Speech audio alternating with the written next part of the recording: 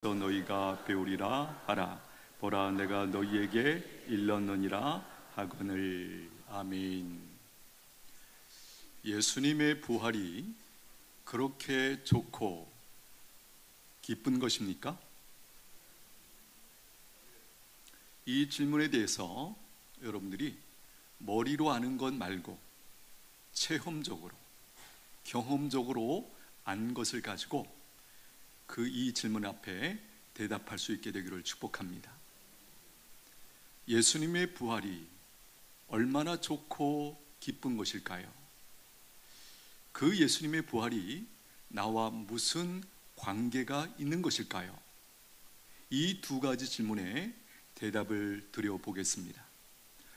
오늘 본문은 천사가 새벽에 예수님의 무덤에 찾아온 여인들에게 하는 말, 안내의 말이죠. 한번 보세요.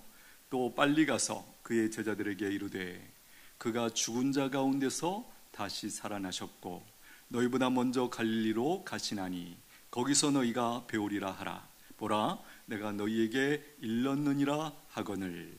가운데 있는 표현 보세요. 그가 죽은 자 가운데서 살아나셨고. 이 표현을 달리 이렇게 바꿀 수 있습니다. 그가 사망 권세를 이기셨다. 그가 사망 권세를 깨뜨리셨다. 예수님이 사망 권세를 깨뜨리셨다. 할렐루야. 제가 지금 드리는 설명은 일종의 비유입니다. 비유. 제가 고등학교 시절만 해도 학교에는 힘의 우열을 가리는 그런 암투가 있었습니다. 그래서 그 암투 결과 가장 힘이 센 친구가 그 학교 전체를 어떤 의미에서 지배하는 그런 모습이 분명히 있었습니다. 그 학생은, 힘이 제일 센 그 학생은 악하기까지 합니다. 그래서 어떤 일이 벌어지는가? 학생들을 때리고 돈을 빼앗고, 그렇죠? 또 이간질을 하고 또 왕따를 시키고 자기 꼬봉들을 시켜서 돈을 빼앗아 오게 하고 싸움을 싸우게 하고 등등 그 어두운 면의 모든 것들을 주장하고 관장하는 그런 역할을 하는 힘센 그런 학생이 있더라는 것이에요. 제가 학교 다닐 때만 해도 왕따라는 단어 자체가 없었던 것 같아요. 근데 최근에 우리가 익숙하게 이 왕따라는 단어를 들었습니다. 여러분, 학교에 가서 때리고 맞고 빼앗기고 눈치 보면서 다니고 학교 생활이 공부 자체도 힘든데 그렇게 그 악행을 행하는, 폭력을 행하는, 돈을 빼앗고 하는 그런 친구들의 눈치를 보면서 그렇게 학교 생활을 한다. 어떨까요? 한 번쯤 이런 일에 당해보신 분은 어떤 건지 알아요. 저도 고등학교 때 맞아본 적이 있습니다. 다른 이유가 아니에요. 가다가 쳐다봤다고. 이리 와. 혼자 때리지 않아요. 또 단체로. 여러분, 그런 거 한번 경험하면 학교 가는 게 만만치가 않아요. 언제 어디서 낯닥뜨릴지 몰라요. 또 그 힘센 그 친구만이 아니죠. 꼬봉들이 많아요. 그래서 그 친구들을 어떤 면에서 이용해가지고 돈도 빼앗고 착취도 하고 등등 여러 가지 그 일들이 사실은 거기서 벌어지고 있는 것이에요. 그런데 어느 날 한 학생이 전학으로 왔습니다. 이 친구도 만만치가 않아요. 암투 오르는 사이에 서열이 정해집니다. 놀랍게도 이 전학 온 친구가 이긴 거예요. 그런데 이 친구는 너무 좋은 학생이에요. 그래서 그날부터 학교의 분위기가 바뀌는 거예요. 어떨까요? 너무 밝아지고 아이들이 웃기 시작하고 떠들고 우리가 생각하는 정상적인 그 학교의 모습이 이제 펼쳐지고 있는 거예요. 그래서 학생들은 다 알죠. 이 친구, 전학 온 친구 때문에 이런 분위기가 조성되었다는 것을 알고 그 친구와 가까이 지냅니다. 그 친구와 함께 다닌 곳이라면 두려움이 없는 거예요. 문제가 없는 거예요. 어떤 친구가 와도 겁날 것이 없는 그런 상황이 펼쳐진 거예요. 그런데 처음 말씀드렸던 그 힘센 그 친구가 자기가 당한 것을 인정하지 않고 모종의 계략을 짭니다. 자기 꼬붕들과 함께 또 옆에 있는 친구, 그 학교에 있는 그런 유의 학생들, 심지어는 밖에 있는 어른들의 깡패 집단과 연결을 해서 자기를 때려 이긴 이 친구를 이제 잡을 작정을 하는 거예요. 그래서 계략을 짜고 특정한 날 이제 이 친구를 특정한 장소에서 잡아서 때렸습니다. 어느 정도로? 죽을 만큼. 그런데 실제로 죽어버렸어요. 이 제일 힘센 친구가 어떻게 생각했을까요? 일단은 겁먹었겠죠. 사람이 죽었다. 그러나 내면으로는 쾌재를 부르죠. 이제는 내 세상이 다시 왔다. 그렇게 좋아할라 치는데 3일째 이 죽었던 친구가 살아났다라는 것이에요. 이 제일 힘셌던 친구가 어떻게 느꼈을까요? 완전히 전의를 상실하는 일이 벌어졌다라는 것이에요. 여러분, 서두에 말씀드린 것처럼 지금 제가 설명하는 이 그림은 비유예요. 비유. 그렇죠? 그런데 이 우리가 실제 상황이라서 완전히 동떨어진 비유냐? 그렇지 않아요. 상당 부분이 많이 겹쳐 있는 내용이에요. 한번 볼까요? 제일 힘센 학생, 악하기까지 한 이 학생 누구죠? 누구를 비유하고 있는 거죠? 죄, 그리고 사탄을 말하는 거예요. 이들이 사용하는 무기가 뭐였습니까? 사망의 권세라는 거예요. 죽음의 권세. 생각해 보십시오. 학생들이, 이 깡패 같은 학생들이 와서 돈을 착취할 때 왜 빼앗기죠? 아니, 나중에 경험을 하고 나면 그렇게 요구하면 갖다 바칩니다. 왜 그렇게 했죠? 한마디로 이거죠. 돈 내놔. 아니면 죽어.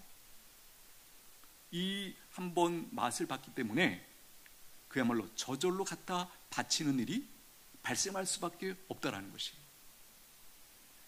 여러분, 그 상황이 얼마나 힘들까 상상이 되십니까? 그런데 이제 여기 전하고 온 학생은 누굴 얘기하는 거죠? 바로 예수님을 비유한 거죠. 보십시오. 학교라고 하는 작은 사회에서 벌어지는 이 그림, 조금 확대하면 이 세상 전체에서 벌어지고 있는 일과 크게 다르지 않다라는 거예요. 그야말로 학교라는 것도 작은 사회이고 이것이 확장되고 확장되면 세상 전체가 사실은 이런 그림으로, 이런 모습으로 인간들이 살아왔다라는 것이에요. 그런데 예수님이 처음 이제 전화 온 학생이라고 그랬죠? 이제 예수님이 그 힘센 친구를 이기고 이제 그 학교 안이 밝아진 거예요. 살만한 거예요. 아이들도 떠들고 재미있게 그렇게 생활하는데 이제 다시 계략에 의해서 예수님이 죽으셨죠. 그리고 3일 만에 부활하셨습니다. 그런데 중요한 건 이 부분입니다. 부활하셨을 때 무슨 일이 일어나는가? 바로 죄와 사탄이 휘둘렀던 그 무기, 사망의 권세, 죽음의 권세, 너 죽어, 내 말 안 들으면 죽어, 그 권세를, 그 무기를 완전히 예수님께서 부활하시면서 깨뜨려 버렸다라는 거예요. 할렐루야.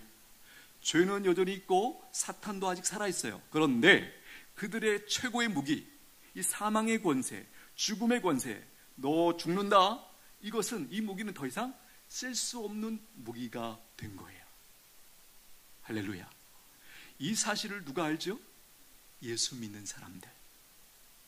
이 세상의 어둠의 권세자, 통치자였던 사단, 그리고 사탄이 이용하는 그 죄, 그들이 휘둘렀던 그 사망의 권세라는 무기, 죽음의 권세라는 그 무기를 예수님께서 부활하시면서 완전히 깨뜨려 버렸다라는 거예요.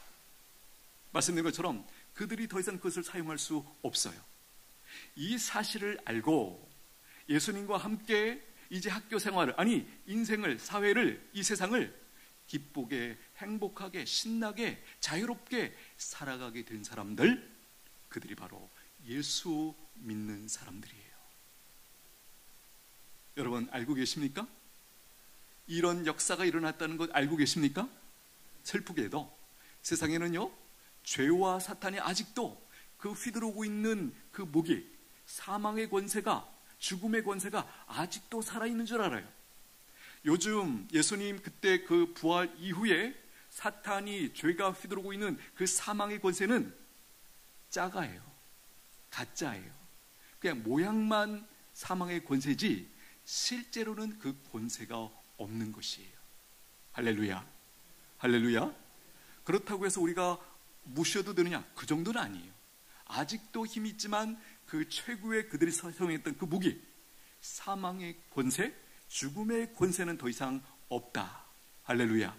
이것을 알고 믿고 이제 학교 다닐 때도 더 이상 두려울 존재가 없어요. 그 존재가 없느냐? 아니에요. 그 학생, 제일 센 학생이 있어요.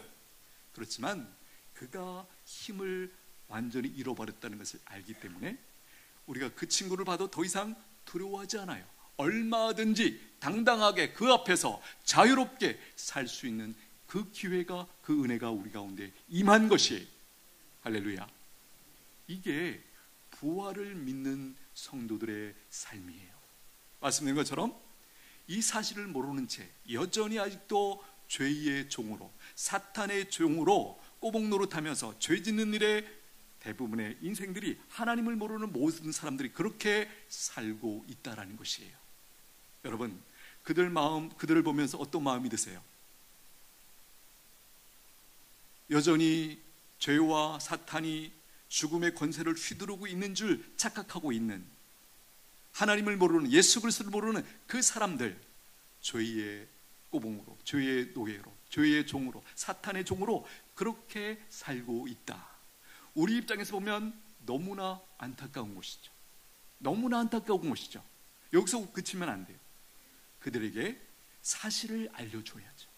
그게 바로 우리가 세상 사람들에게 전하는 부활절의 핵심 메시지예요. 할렐루야.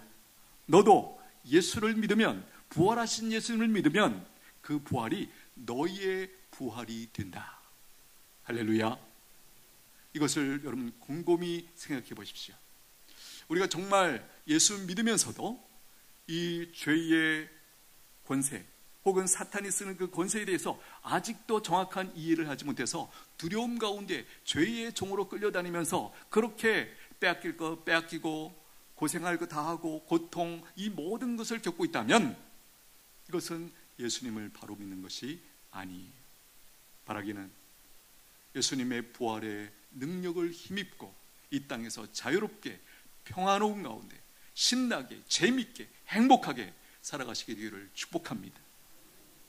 오늘 여기까지 설교 끝입니다. 짧죠? 이유가 뭘까요? 아직 설교가 안 끝났어요. 뒤에 이어지는 성찬식이 또 하나의 설교예요. 여러분, 우리가 매주마다 듣는 말씀은 이것이죠. 보고 듣는 말씀이라면 성찬식은 뭐죠? 보고 먹고 느끼는 말씀이에요. 아시겠죠? 예. 그래서 서론 지금 끝난 거예요. 본격적인 것은 성찬식 때 함께 말씀을 또 나누도록 하겠습니다. 기도하겠습니다. 함께 기도하겠습니다. 하나님은 예수님을 믿어 구원받은 사람이 세상에서 두려워하지 않고 자유롭게 신나게 기쁨으로 살아가기를 원하십니다. 그래서 우리에게 말씀하셨죠. 항상 기뻐하라. 범사에 감사하라.